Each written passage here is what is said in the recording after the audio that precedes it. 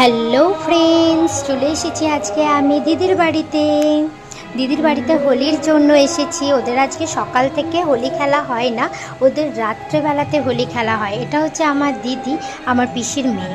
আমি এসেছি ভাইয়ের সাথে। ভাই সকালেও হোলি খেলেনি আর রাত্রেবেলাতেও দিদির বাড়িতে এসেও ঘুমাচ্ছে ও। আর দিদি আমাকে নিয়ে চলে গেছিলো গোপালের মন্দির। ওদের একদম বাড়ির থেকেই দেখা যায় মন্দিরটা, এতটাই সামনে। আর দিদির ছোটো ছেলেটা আমাকে এখানে আবির দিয়ে দিচ্ছে। এটা হচ্ছে আমার দিদির ছোট ছেলে। আর এখানে আজ থেকে 24 প্রহর স্টার্ট হয়। আজ থেকে 4 দিন এদের এখানে কীর্তন হবে দিদিদের এখানে। আর এখানে দেখো, এই যে গোপালের যেই মন্দিরটা, এই মন্দিরের মাঠের মধ্যেই সবাই হোলি খেলে এখানে।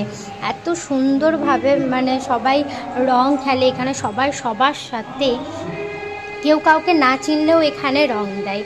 তো যাই হোক, এখানে সবাই খুব মানে প্রচুর মজা করে আনন্দ করে এখানে রং খেলছে। এখানে তো দিদি সবাইকেই রং মাখাচ্ছে আর দিদিকেও সবাই রং মাখাচ্ছে। তো আর এদিকে গৌরমণ্ডলী দেখো স্টার্ট হয়ে গেছে এখানে। আর এখানে আমি আরও একটু দিদিকে ভালো করে রং মাখিয়ে দিচ্ছিলাম। আর আমাকে এরকম ভূত সাজিয়েছে দিদির বড় ছেলেটা, একদমই ক্যামেরাতে আসে না। আর আমাকে এভাবে ভূত সাজিয়ে দিয়েছে, আর দিদিকে তো বেশিই ভূত সাজিয়ে দিয়েছে। তো তোমাদের ভিডিওটা কেমন লাগলো আমাকে অবশ্যই কমেন্ট করে জানাবে। চলো, টাটা।